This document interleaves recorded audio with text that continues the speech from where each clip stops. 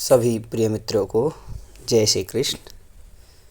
तो आइए आज हम श्रीमद् भगवद गीता के 45वें श्लोक पर विचार विमर्श करते हैं। इस श्लोक में अर्जुन युद्ध से होने वाली अनर्थ परंपरा के वर्णन का स्वयं पर अर्थात अर्जुन पर क्या असर पड़ा, इसको कहेगी। अहो बत महत्पापं कर्तुं व्यवसिता वयं यद्राज्य सुखलोभेन हन्तुं स्वजनमुद्यताः। अहो बत वयं महत्पापं कर्तुं व्यवसिताः यत् राज्यसुखलोभेन स्वजन हन्तुं उद्यताः। अर्थात अहो, यह बड़े आश्चर्य और बत खेद की अर्थात दुख की बात है।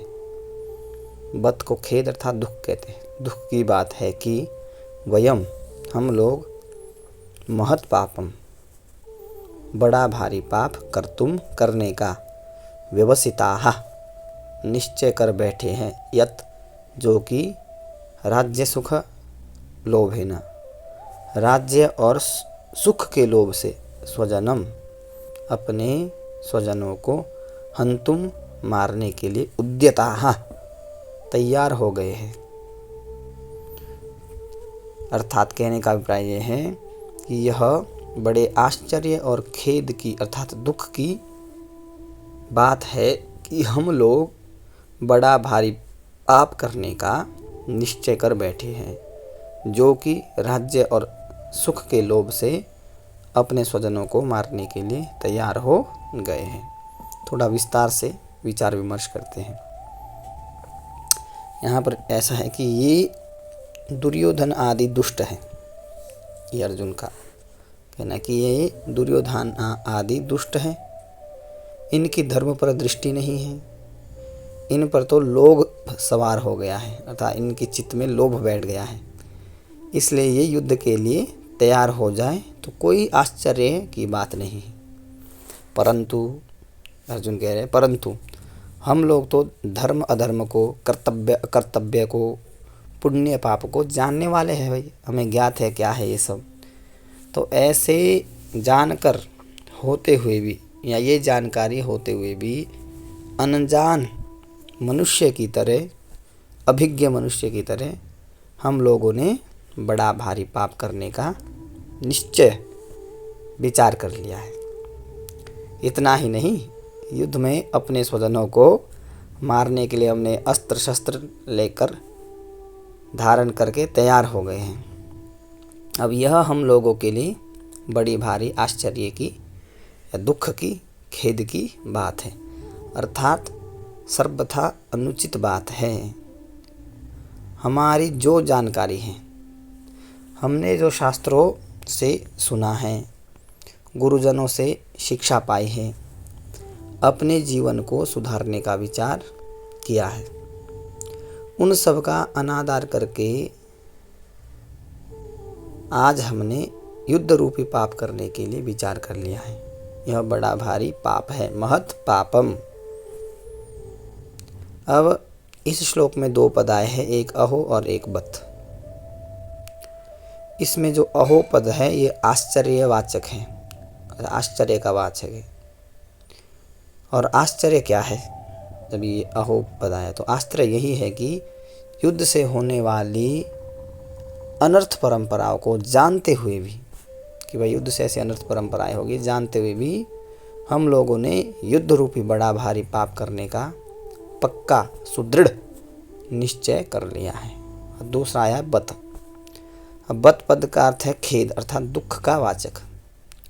दुख यही है कि थोड़े दिन रहने वाले राज्य और सुख के लोभ में आकर हम अपने कुटुंबियों को स्वजनों को मारने के लिए तैयार हो गए हैं। ये दोनों पद के अर्थ यहाँ हैं। तो पाप करने का निश्चय करने में और स्वजनों को मारने के लिए तैयार होने में केवल दो ही कारण है, राज्य का और सुख का लोभ।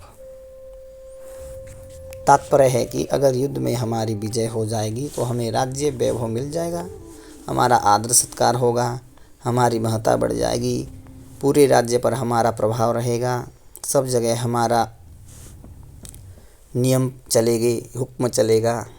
हमारे पास धन होने पर हम क्या करेंगे, मनचाही भोग सामग्री जुटा लेंगे, फिर खूब आराम करेंगे, सुख भोगेंगे। तो इस तरह हमारे पर राज्य और सुख का लोभ छा गया है, जो हमारे जैसे मनुष्य के लिए सर्वथा अनुचित है।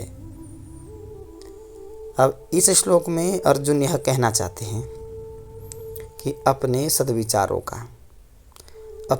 अपनी जानकारी का आदर करने से ही शास्त्र, गुरुजन आदि की आज्ञा मानी जा सकती है। परंतु जो मनुष्य अपने सद्विचारों का निराधार करता है, वही शास्त्रों की, गुरुजनों की और सिद्धांतों की अच्छी अच्छी बातों को सुनकर भी उन्हें धारण नहीं करता है। तो अपने सद्विचारों का बार बार निरादर तिरस्कार करने से सद्विचारों की सृष्टि क्या हो जाएगी, बंद हो जाएगी, सद्विचार आने बंद हो जाएंगे या सृष्टि बंद हो जाती है। तो फिर मनुष्य को दुर्गम दुराचार से रोकने वाला, अच्छा दुर्गुण से रोकने वाला और दुराचार से रोकने वाला है ही कौन, जब वो अपने सद्विचारों को भी धारण ना करे, ऐसा अर्जुन कह रहे हैं। तो ऐसे ही हम भी अपनी जानकारी का आदर नहीं करेंगे तो फिर हमें अनर्थ परंपराएं या परंपरा से कौन रोक सकता है, अर्थात कोई नहीं रोक सकता। यहाँ जो अर्जुन की दृष्टि है युद्ध रूपी क्रिया की तरफ है। युद्ध की क्रिया क्या है, वह युद्ध रूपी क्रिया को दोषी मानकर उससे हटना चाहते हैं, परंतु वास्तव में दोष क्या है, इस तरफ अर्जुन की दृष्टि नहीं है कि दोष क्या है, उस तरफ अर्जुन की दृष्टि जा ही नहीं रहे। युद्ध में कौटुंबिक मोह, स्वार्थ भाव, कामना ही दोष है, अन्य कोई दोष नहीं है। कौटुंबिक जो मोह है अर्जुन का, स्वार्थ भाव है और कामना का जो दोष है, पर इधर दृष्टि ना जाने के कारण अर्जुन यहाँ आश्चर्य और खेद अर्थात दुख प्रकट कर रहे हैं, जो कि वास्तव में किसी भी विचारशील धर्मात्मा शूरवीर क्षत्रिय के लिए उचित नहीं। क्षत्रिय धर्म के अंतर्गत ये सब आता नहीं है। अगर ऐसा आता तो अर्जुन ने भी पहले 38वें श्लोक में दुर्योधन आदि को युद्ध में प्रवृत्त होने में, 38वें श्लोक में कहा है, प्रवृत्त होने में कुल क्षय के दोष में और मित्र दोह के दोष में, पाप में लोभ को कारण बताया। और यहाँ भी अपने को राज्य और सुख के लोभ के कारण महान पाप करने को उद्यत बता रहे हैं। तो इससे सिद्ध होता है कि अर्जुन पाप के होने में लोभ को हेतु मानता है।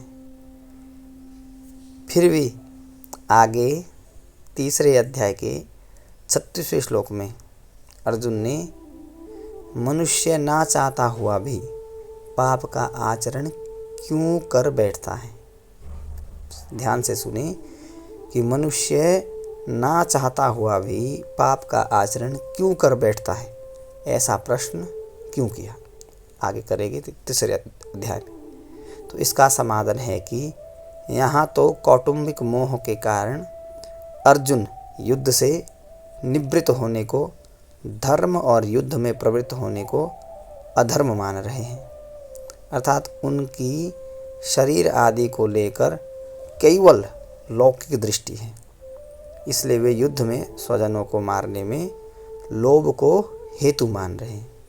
परंतु आगे गीता का उपदेश सुनते सुनते उनमें अपने श्रेय असा कल्याण की इच्छा जागृत हो गई।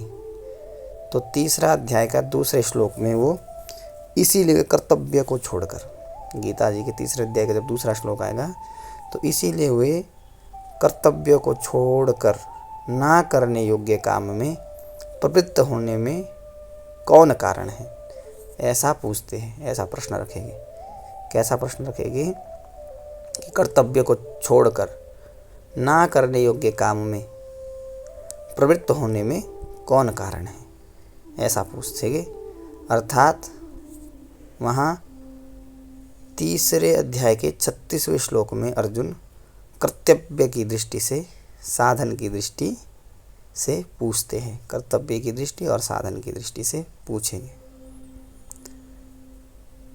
संबंध क्या है कि आश्चर्य और खेद तथा आश्चर्य और दुख में निमग्न हुए अर्जुन।